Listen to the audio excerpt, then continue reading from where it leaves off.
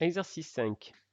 On considère cette fonction x au cube plus 2x, étudier la parité de f. Bon, ben ça c'est la semaine dernière, mais on sait faire, il n'y a pas de problème. Alors, la parité de f. Déjà, il faut l'ensemble de définitions. Alors, premier point, qu'est-ce que je fiche en rouge? F est définie sur quoi? Bon, ben, f, vous voyez, elle ne contient pas de division par 0 ni de racine. Donc, f est définie sur R. L'ensemble de définition de f, c'est R. Et donc, f qui est symétrique, ce R là, qui est symétrique par rapport à 0.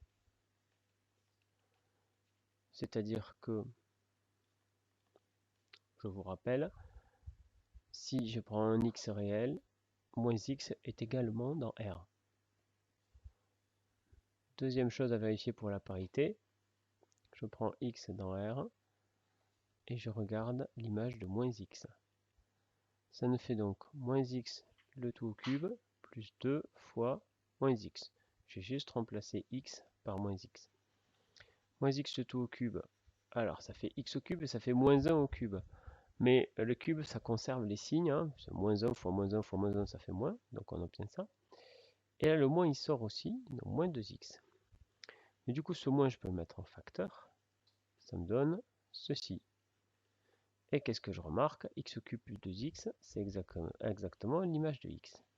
Je vais donc démontrer que l'image de moins x était égale à l'opposé de l'image de x, c'est-à-dire f est impair. Ça veut dire que sa courbe, elle va être symétrique par rapport à ce point. Je ne sais pas encore comment est sa courbe, mais je sais qu'elle sera symétrique par rapport à ce point. Deuxième question. Étudier la monotonie de f sur 0 plus infini, déduisant ses variations. Alors pourquoi on détermine la monotonie de f sur 0 plus infini? Et bien justement parce que la fonction est impaire. Parce que vous pourriez me dire, oui, mais elle est définie sur R, cette fonction, pourquoi on n'étudie pas sur R? On va étudier sur 0 plus l'infini, et par imparité, on va déterminer, comme on avait fait pour la fonction paire, pour la fonction carré et la fonction cube. Alors, du coup, pour déterminer la monotonie, il faut fixer soit A et B de 0 plus infini, ça. De réels dans 0 plus infini, tel que la seule contrainte, c'est quoi? Ça va être strictement plus petit que B. Hein, donc je prends A ici, B ici. Et A strictement plus petit que B. Et tous les deux positifs, hein, je ne les ai pas pris là, puisqu'on me demande sur 0 plus l'infini. Alors, la solution classique, on a la méthode classique, que je vous ai déjà apprise, pour la fonction carré, la fonction cube, tout ça. Et on a la méthode high-tech, on va dire. Comment je vais l'appeler? La méthode inégalité, que je vais vous apprendre aujourd'hui, et je suis sûr qu'elle va vous plaire. Alors la méthode classique, c'est quoi? Il faut calculer f de A moins f de B pour étudier le signe de cette différence, et du coup, en déduire ce qui est plus grand dans f de A et f de B. Alors je vais le faire, vous allez voir, ça va être un peu difficile, mais on va y arriver quand même, ça va être très fort. X au cube plus 2x. Alors x au cube plus 2x appliqué à A, ça fait donc A au cube plus 2A, moins f de B, donc x au cube plus 2x appliqué à B, donc B au cube plus 2B. Qu'est-ce que j'obtiens? J'obtiens A au cube moins B au cube, plus 2A moins 2B. A au cube moins B au cube, plus 2 facteurs de A moins B. Alors A au cube moins B au cube, on l'avait vu, hein, cette identité remarquable, dans la démonstration de la... Il me semble bien qu'on l'avait vu, hein, que c'était ça. Alors là, vous voyez, voilà une première difficulté. Ça, là, vous n'êtes pas censé le savoir.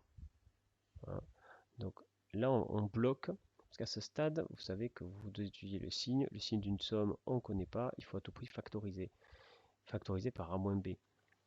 Et là, franchement, savoir ça, c'est pas évident. C'est un carré en plus. Pardon. A carré plus AB plus B carré. Vous voyez, c'est typiquement, c'est pas du tout exigible ça.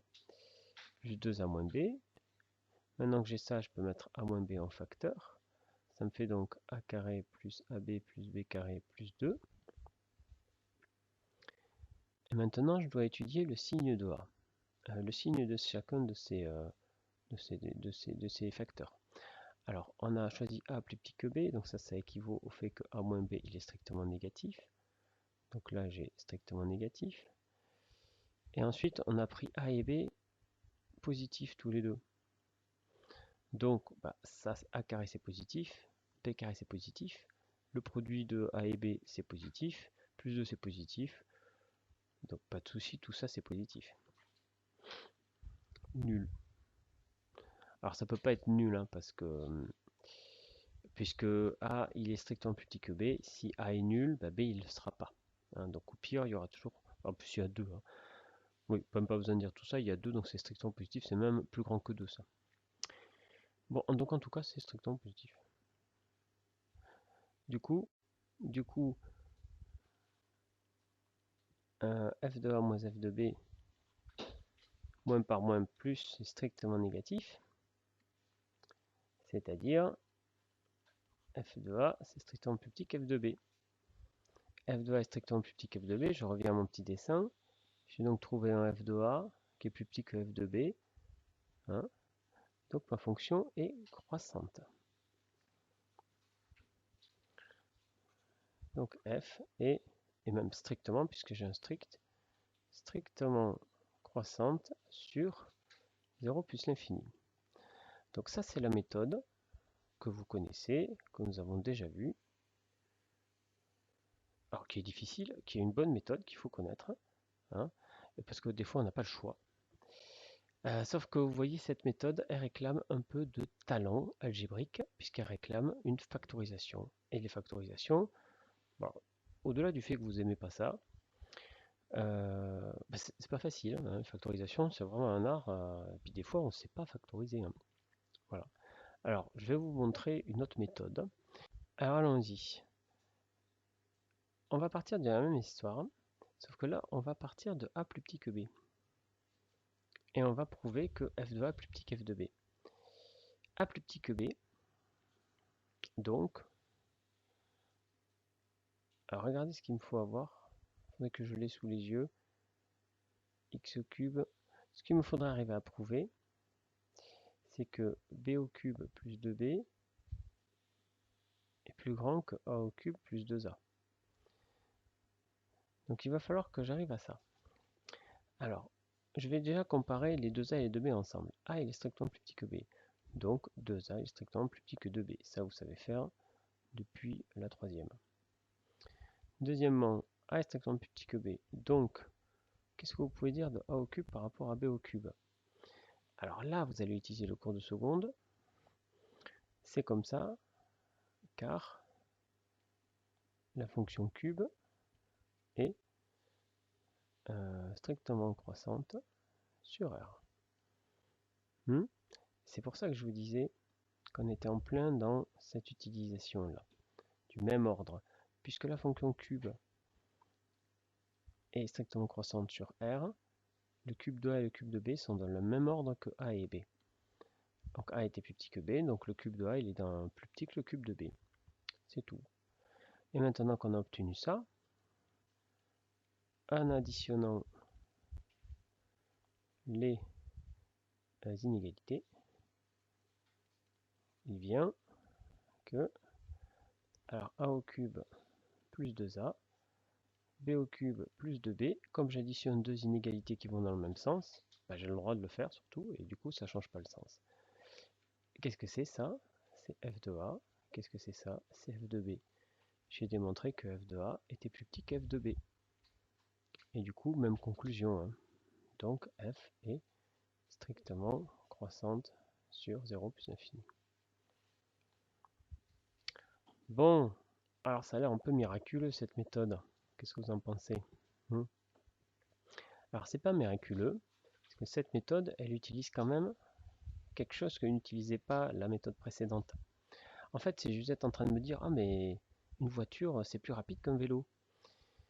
Alors, et voilà, c'est tout. Oui, mais une voiture, ça réclame beaucoup de technologie et pas le vélo. Ici, la technologie, c'est les connaissances. Ça, là, Alors, ben, vous allez me dire, il y a cette factorisation qui réclame de la connaissance. Et vous avez tout à fait raison. Mais on n'a pas besoin de la fonction cube pour faire ça. Vous le faites, même si vous ne connaissez pas la fonction cube, ça marche. Alors qu'ici, on applique un résultat qu'on a déjà vu avant, ce qui n'est pas un problème. F est strictement croissante sur 0 plus l'infini. Donc, par imparité, elle est également strictement croissante sur moins l'infini 0. Donc, F est strictement croissante sur R. Alors, on ne sait pas trop à quoi elle ressemble, mais imaginez qu'elle soit comme ça. Strictement croissante, hop, comme ça. Bon, ben, je fais sa symétrie par rapport à 0. J'obtiens tout comme ça. Toc. Donc, vous voyez, la stricte croissance est conservée. Attention, si elle avait été paire, au contraire, les fonctions paires, symétriques par rapport à OY, là, vous voyez qu'elle est croissante, elle devient décroissante sur les négatifs. Donc faites toujours un petit dessin pour vous souvenir, ou mieux, plutôt que de faire un petit dessin, souvenez-vous de vos deux archétypes. La fonction carré qui est paire, ben, vous voyez, c'est croissant ici, décroissant là. Et la fonction cube qui est impaire, c'est croissant, croissant. Voilà, vous vous souvenez juste de ça. De toute façon, il faut les connaître. Et n'allez surtout pas retenir, alors quand c'est pair, ça change. Quand c'est... Non, non. Vous refaites le petit dessin et voilà, vous l'avez. Et bien parfait. Terminé pour cet exercice.